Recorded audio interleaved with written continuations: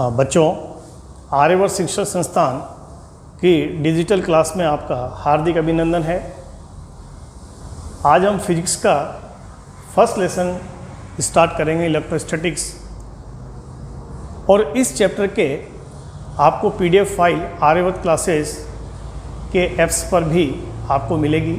आप वहाँ से हैंड रिटन नोट्स आप लिख सकते हैं और इसके साथ साथ वहाँ पर आपको 10 साल के बोर्ड में आए क्वेश्चंस जो कि चैप्टर वाइज अलग अलग छाटे हुए हैं वो भी आप वहाँ पर देख सकते हैं, जिससे आपके बोर्ड की अच्छी प्रैक्टिस होगी।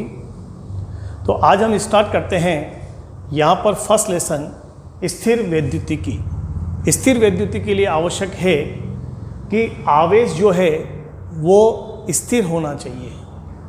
सबसे पहले हमारे इसमें विद्युत शब्द की उत्पत्ति कैसे हुई कि 600 BC में वैज्ञानिक थेल्स ने अंबर और ऊलन को, ऊलन मतलब ऊन, अंबर और ऊन को आपस में रगड़ा तो इन पदार्थों ने धूल के कणों को अपनी ओर आकर्षित किया। ग्रीक देश में अंबर को इलेक्ट्रम के नाम से जाना जाता है और यहाँ से इलेक्ट्रिक शब्द की उत्पत्ति हुई। इसके बाद हम बात करते हैं आवेश की। आवेश की बात करेंगे तो किसी वस्तु पर इलेक्ट्रॉन का आना या उस वस्तु से इलेक्ट्रॉन का जाना उस वस्तु पर आवेश को प्रदर्शित करता है। यदि उस वस्तु पर इलेक्ट्रॉन आते हैं तो उस वस्तु पर नेगेटिव आवेश आएगा और यदि वस्तु से इलेक्ट्रॉन बाहर की ओर निकालते हैं तो उस वस्तु पर पॉजिटिव आवेश आएगा। इलेक्ट्रॉन का जो स्थानांतरण है वो हमेशा लो वर्क फंक्शन यानी कम कार्यफलन वाली वस्तु से अधिक कार्यफलन वाली वस्तु की ओर होता है। इंपॉर्टेंट चीज़, कम कार्यफलन वाली वस्तु से अधिक कार्यफलन वाली वस्तु की ओर होता है। कार्यफलन की बात करते हैं तो कार्यफलन जो है वो आपके मॉडर्न फिजिक्स के अंदर आपको पढ़ाया जाएगा डिटेल के अंदर। मॉडर्न फिजिक्स में आपको डिटेल से पढ़ाया जाएगा। फिलहाल यहाँ पर मैं थोड़ा सा बता सकता हूँ कि कार्यफलन होता क्या है। कि जैसे किसी चालक के अंदर मुक्त इलेक्ट्रॉन पाए जाते हैं। अब इलेक्ट्रॉन क्या होता है कि बाहर तो निकलते नहीं है, अंदर बंधे हुए रहते हैं। तो इलेक्ट्रॉन को बाहर निकालने के लिए दी गई न्यूनतम ऊर्जा, मिनिमम रिक्वायर्ड एनर्जी, उस पदार्थ का, उस वस्तु का कार्यफलन कहलाता है। कार्यफलन के बाद हम आवेश के मात्रक की बात करेंगे। तो आवेश के मात्रक की दो पद्धति होती है, एमकेएस पद्धति और सीजीएस पद्धति। एमकेएस पद्धति में आवेश का मात्रक होता है कूलाम और सीजीएस पद्धति में फिर इसके दो पार्ट होते हैं। एक होता है ईएसयू। ईएसयू मतलब इलेक्ट्रोस्टैटिक यूनिट, स्थिर विद्युत मात्रक। और दूसरी जो पद्धति होती है, दूसरा जो सिस्टम होता है वो होता है ईएमयू, इलेक्ट्रोमैग्नेटिक यूनिट यानी विद्युत चुंबकीय मात्रक। इलेक्ट्रोस्टैटिक यूनिट के अंदर जो आवेश का मात्रक होता है वो होता है स्टेट कूलाम, इसको एक फ्रैंकलिन भी कहा जाता है। और इसी तरह जो विद्युत चुंबकीय मात्रक होता है वो होता है इसका परम कूलाम। तो आवेश के कितने 3 मात्रक हो गए यहाँ पे, एक कूलाम, एक स्टेट कूलाम और एक परम कूलाम। अब इनके बीच में भी आपस में रिलेशन होता है, लेकिन इसके पहले इसका प्रायोगिक मात्रक होता है। आवेश का प्रायोगिक मात्रक होता है वो होता है फैराडे। इनके आपस में रिलेशन क्या होता है कि एक कूलाम इक्वल टू होता है 1 कूलाम इक्वल टू होता है 3 × 10⁹ स्टेट कूलाम और एक परम coulomb absolute coulomb equal to होता है 10 कूलाम और एक फैराडे होता है 96500 कूलाम। इसके अंदर की अगर हम बात करते हैं, 3 मात्रक के अंदर हम बात करते हैं तो आवेश का सबसे बड़ा जो मात्रक होता है वो होता है फैराडे और आवेश का सबसे छोटा मात्रक होता है वो होता है स्टेट कूलाम। तो आवेश का बड़ा मात्रक कौन सा हो गया, फैराडे, और आवेश का छोटा मात्रक कौन सा हो गया, स्टेट कूलाम। यहाँ आवेश के भी बात करें तो जब आवेश स्थिर हो, स्टैटिक कंडीशन में हो आवेश, जब आवेश स्थिर होगा तो वेग क्या होगा बेटा, उसका 0 होगा। जब आवेश स्थिर है तो वेग क्या होगा, 0 होगा। और जो त्वरण है, एक्सीलरेशन है, वो भी क्या होगा, 0 होगा। त्वरण क्या होता है, वेग में परिवर्तन की दर। जब वेग में परिवर्तन नहीं हो रहा तो त्वरण क्या होगा, 0 होगा। स्थिर आवेश केवल व केवल विद्युत क्षेत्र उत्पन्न करता है। ध्यान देने वाली बात है, जो स्थिर आवेश है वो क्या करेगा, केवल व केवल विद्युत क्षेत्र उत्पन्न करेगा जब आवेश गतिमान हो, मूविंग कंडीशन में हो चार्ज। वो क्या करेगा, दो तरह की कंडीशन से, नियत वेग से गतिमान हो, कांस्टेंट स्पीड से, कांस्टेंट वेलोसिटी से हो, और परिवर्तित वेग से हो, लगातार उसका वेग में क्या हो रहा है, परिवर्तन आ रहा है। जब नियत वेग से गतिमान होगा उस समय जो वेलोसिटी वो क्या होगी, कांस्टेंट होगी, और एक्सीलरेशन जो त्वरण है वो क्या होगा, जीरो होगा। यहाँ बात करते हैं कि नियत वेग से गतिमान जो आवेशित कण है, कोई आवेशित पार्टिकल है, वो क्या उत्पन्न करेगा, विद्युत क्षेत्र और चुंबकीय क्षेत्र दोनों। स्थिर होगा तो वो केवल विद्युत क्षेत्र उत्पन्न करेगा, और गतिमान होगा नियत वेग से तो विद्युत क्षेत्र के साथ साथ चुंबकीय क्षेत्र भी वो क्या करेगा, उत्पन्न करेगा। परिवर्तित वेग से बात करते हैं, जब v कांस्टेंट नहीं हो तो उसमें क्या होगा, त्वरण उत्पन्न होगा। त्वरण उत्पन्न होगा तो यहाँ पर भी दो चीज़ें हैं कि विद्युत क्षेत्र उत्पन्न होगा और चुंबकीय क्षेत्र उत्पन्न होगा। इसके साथ साथ विद्युत चुंबकीय विकिरणों के रूप में ये ऊर्जा की हानि भी करेगा। तो ये यहाँ पर है। इसके बाद यदि हम आगे बढ़ते हैं, आवेश के गुणधर्म, आवेश के गुणधर्म, प्रॉपर्टीज ऑफ चार्ज। यहाँ से आपके वैसे इसके पहले जो ये पढ़ाया था भी है कि कौन सा क्या क्षेत्र उत्पन्न करता है, यहाँ से क्वेश्चन आता है कि कोई स्थिर पार्टिकल है, स्थिर आवेश है, वो क्या उत्पन्न करेगा, विद्युत क्षेत्र, केवल विद्युत क्षेत्र उत्पन्न करेगा। कोई गतिमान होगा तो क्या करेगा, गतिमान में दो कंडीशन है, गतिमान के अंदर दोनों चीज़ है। आपसे ये अगर नहीं पूछा जाए, कि वो नियत वेग से या गतिशील या परिवर्तित वेग से है, तो आपके विद्युत क्षेत्र चुंबकीय क्षेत्र दोनों ही आंसर आएंगे। यहाँ आवेश के गुणधर्म की बात करते हैं तो आवेश का पहला गुणधर्म क्या होता है, पहली फर्स्ट प्रॉपर्टी क्या होती है कि आवेश क्या होती है, अदिश राशि। अदिश सदिश तो आपने 11वीं क्लास में पढ़े कि अदिश क्या होता है। अदिश वो होता है जिसमें दिशा की आवश्यकता नहीं होती, केवल परिमाण की आवश्यकता होती है। और सदिश क्या होता है, जिसमें परिमाण के साथ साथ दिशा की भी हमें आवश्यकता होती है। तो आवेश क्या है, अदिश राशि है। दूसरा सेकंड इसका पॉइंट है कि आवेश क्या है, निरपेक्ष राशि है, निरपेक्ष इनवेरिएंट क्वांटिटी। आवेश क्या है, निरपेक्ष राशि है, अर्थात आवेश का मान वेग पर निर्भर नहीं करता। यदि हम कोई आवेश है, मैंने सपोज करो इस बॉडी को मैंने आवेश दे दिया, 2 कूलाम का मैंने आवेश दे दिया, अब मैं इसको पैदल लेके जाऊं तो भी 2 कूलाम रहेगा, मैं इसको साइकिल पे ले जाऊं या गाड़ी पे लेके जाऊं तो भी 2 कूलाम है, मैं इसको एरोप्लेन के अंदर लेके जाऊं स्पीड से तो भी इस पर 2 कूलाम का आवेश रहेगा। जबकि द्रव्यमान क्या है, सापेक्ष राशि है, द्रव्यमान का मान वेग पे डिपेंड करता है। तीसरा है आपके कि जो आवेश है वो संरक्षित राशि है। आवेश का संरक्षण होता है, न तो आवेश उत्पन्न किया जा सकता है, न ही आवेश को नष्ट किया जा सकता है। ऐसा नहीं कि चलो आज हम आवेश बनाएं कि आवेश को उत्पन्न करें, नहीं। यदि अभी हमने फर्स्ट बताया था स्टार्टिंग में कि जब हम किसी 2 वस्तुओं को रगड़ेंगे तो एक वस्तु से इलेक्ट्रॉन निकलकर दूसरे में चलेंगे, तो जिसमें इलेक्ट्रॉन की कमी आएगी उसमें पॉजिटिव आवेश आएगा, जिसमें इलेक्ट्रॉन की वृद्धि होगी उसमें क्या आएगा, नेगेटिव आवेश आएगा। अब देखिए ध्यान से, हमने यहाँ से दोनों हाथों को रगड़ा। अब जब दोनों हाथों को रगड़ा हमने तो क्या हुआ कि यहाँ से 10 इलेक्ट्रॉन निकलकर दूसरे हाथ में चले गए, यहाँ से 10 इलेक्ट्रॉन निकले और कहाँ चले गए, यहाँ चले गए। अब यहाँ पर इलेक्ट्रॉन की कमी हो गई, तो इलेक्ट्रॉन की कमी हो गई तो यहाँ पर क्या आवेश आया, पॉजिटिव आवेश आया, लेकिन इसमें क्या हुआ, इलेक्ट्रॉन की वृद्धि हो गई। जैसे इलेक्ट्रॉन की कितने इलेक्ट्रॉन की, 10 इलेक्ट्रॉन की वृद्धि हो गई तो इस पर नेगेटिव आवेश आ गया। तो जितना पॉजिटिव आवेश है उतना ही नेगेटिव आवेश होगा। ऐसा नहीं है कि आवेश को उत्पन्न कर सकते हैं, लेकिन जितना पॉजिटिव आवेश उत्पन्न करोगे उतना ही नेगेटिव आवेश भी उत्पन्न होगा। इसलिए न तो आवेश को उत्पन्न किया जा सकता है, न ही आवेश को नष्ट किया जा सकता है। इसके बाद जो आपके फोर्थ पॉइंट है, इसके अंदर आवेश के गुणधर्म में सबसे ज़्यादा इंपॉर्टेंट 10 स्टार वाला जो आपके फोर्थ पॉइंट है वो 10 स्टार वाला है कि आवेश क्वांटीकृत राशि है। आवेश का क्वांटीकरण होता है। बहुत सी बार पूछा गया है क्या आवेश का क्वांटीकरण होता है, यस, लेकिन सबसे पहले आवेश का क्वांटीकरण होता क्या है ये इंपॉर्टेंट है। कि देखिए आपको बताया गया है कि जो आवेश है वो इलेक्ट्रॉन की कमी या अधिकता की वजह से आता है। इलेक्ट्रॉन की कमी है तो पॉजिटिव आवेश आएगा, इलेक्ट्रॉन की वृद्धि हो रही है तो नेगेटिव आवेश आएगा।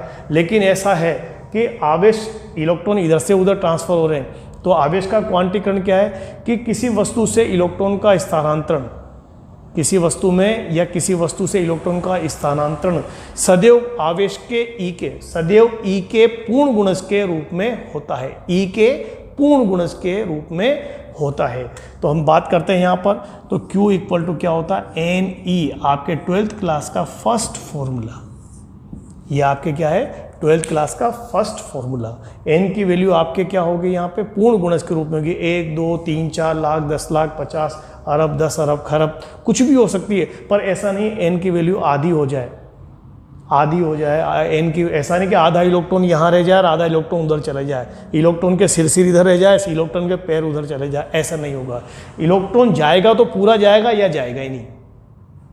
तो इलेक्ट्रॉन का स्थानांतरण सदैव E के पूर्ण गुणज के रूप में होता है। और यहाँ पर E क्या है, इलेक्ट्रॉन पर आवेश, और इलेक्ट्रॉन पर आवेश की वैल्यू कितनी होती है, -1.6 इंटू 10 की पावर -19 कूलम। यहाँ से तो आपके Q इक्वल टू क्या हो गया, NE।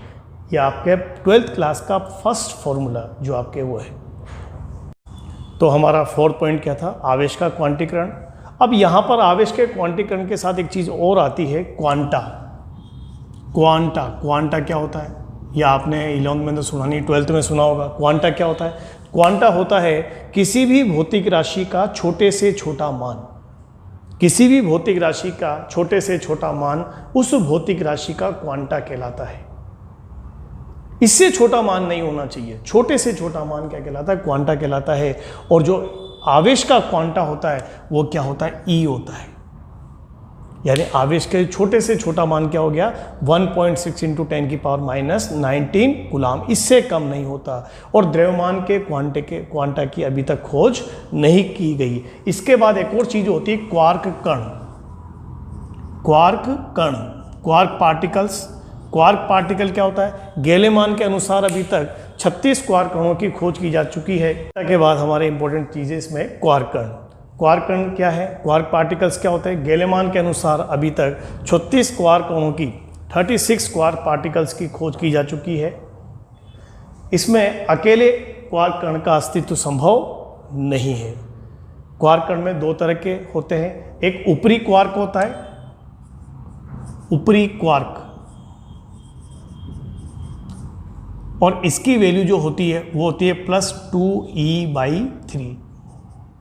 और एक होता है इसमें निम्न क्वार्क। एक क्या होता है, दूसरा निम्न क्वार्क, इसकी वैल्यू होती है -e/3। अब मैंने आपसे कहा अकेले क्वार्क कण का अस्तित्व संभव नहीं है।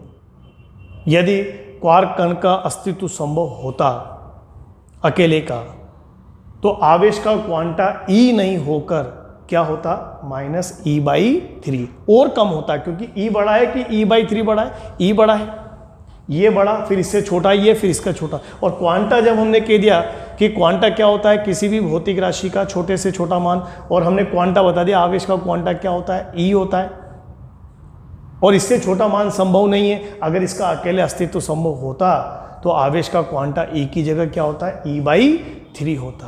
फिर ये क्या करते हैं, ये क्या करते हैं, ये आपस में मिलकर इलेक्ट्रॉन आपस में मिलकर प्रोटॉन और न्यूट्रॉन का निर्माण करते हैं। जो ये क्वार्क पार्टिकल है, ये आपस में मिलकर क्या करते हैं, प्रोटॉन और न्यूट्रॉन का निर्माण करते हैं। यहाँ बात करते हैं अपन प्रोटॉन का निर्माण। प्रोटॉन का निर्माण कैसे होता है, प्रोटॉन का निर्माण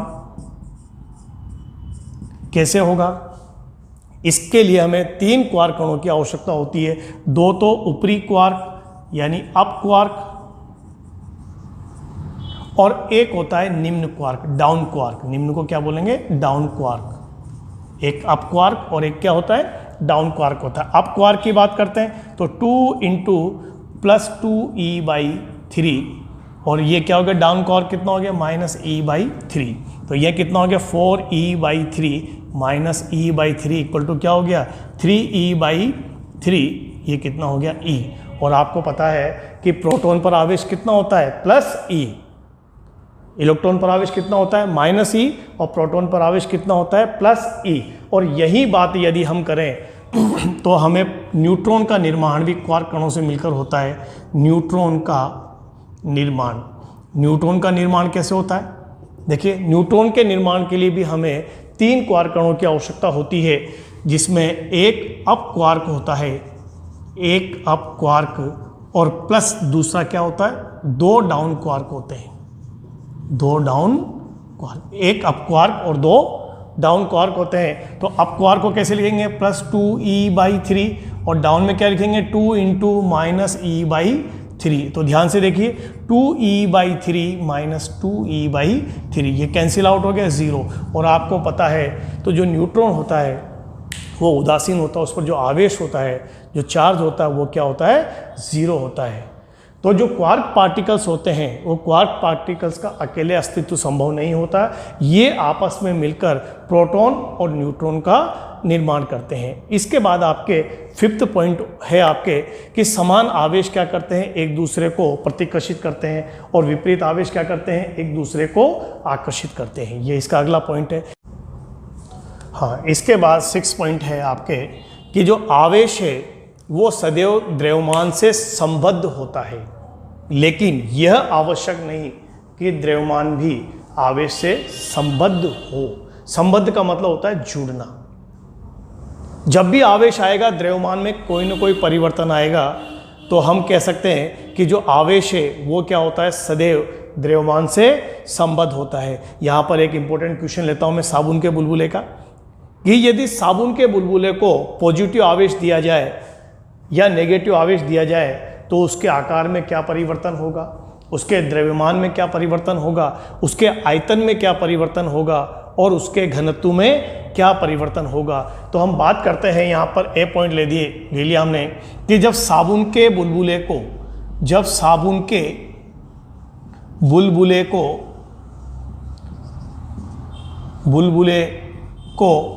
पॉजिटिव आवेश दिया जाए, पॉजिटिव आवेश दिया जाए, ध्यान से देखना इसमें इंपॉर्टेंट, पॉजिटिव आवेश दिया जाए। अब हम साबुन के बुलबुले को पॉजिटिव आवेश देंगे तो साबुन के बुलबुले की जो झिल्ली होती है वो कैसी होती है, फ्लेक्सिबल होती है।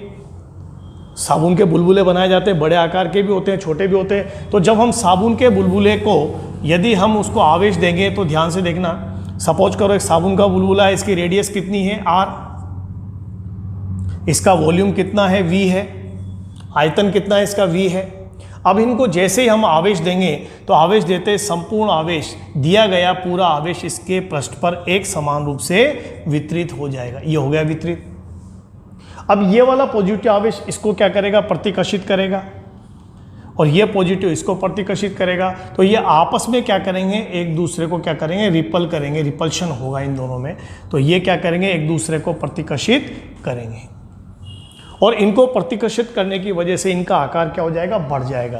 तो इनका आकार बढ़ गया, इनका आकार क्या हो गया, बढ़ गया। ये हो गई सपोज करो r' हो गई इसकी रेडियस। तो आकार की यदि बात करता हूं मैं तो r' इज ग्रेटर देन क्या हो गया, r, आकार बढ़ गया। जब साबुन के बुलबुले को पॉजिटिव आवेश दिया तो उसको आकार क्या हो जाएगा, बढ़ जाएगा। आयतन क्या होता है, आयतन होता है v = 4/3 πr³। जब आकार बढ़ेगा, रेडियस बढ़ेगी, तो आयतन भी क्या हो जाएगा, बढ़ जाएगा। तो आयतन भी क्या हो गया इसका, बढ़ गया। वॉल्यूम क्या हो गया, इंक्रीज हो गया। मास की बात करता हूँ, इसके द्रव्यमान की बात करता हूँ। अब द्रव्यमान में देखना, इसके अंदर द्रव्यमान है, ये इसका वास्तविक द्रव्यमान, ये बाद वाला द्रव्यमान है।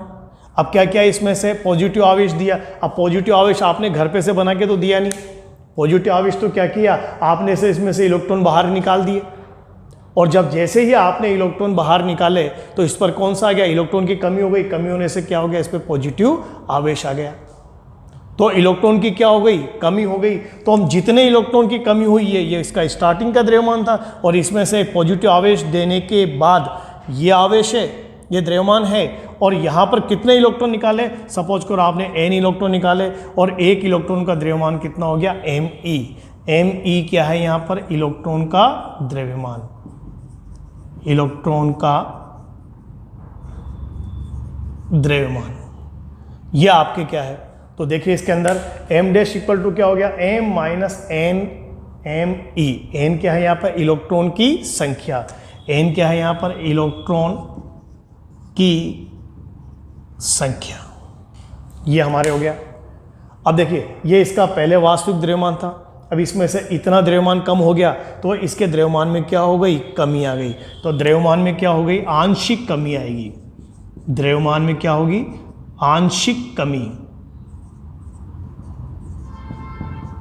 आंशिक कमी। अब इसी के साथ हम घनत्व की बात करते हैं, डेंसिटी की बात करते हैं। बहुत इंपॉर्टेंट चीज़ है, बहुत से कंपटीशन में पूछा जाता है कि साबुन के बुलबुले को यदि पॉजिटिव आवेश दें और नेगेटिव आवेश दें तो दो चीज़ें पूछी जाती है, आकार पूछ ले जाता है और उसका घनत्व पूछ ले जाता है। तो आकार तो क्या हो गया, बढ़ गया। अब घनत्व की बात करता हूँ मैं, तो जो घनत्व होता है, जो घनत्व है वो क्या होता है, द्रव्यमान बटे आयतन, द्रव्यमान बटे आयतन। और द्रव्यमान में क्या हो रहा है, आंशिक कमी आ रही है और आयतन में क्या हो रही है, वृद्धि हो रही है।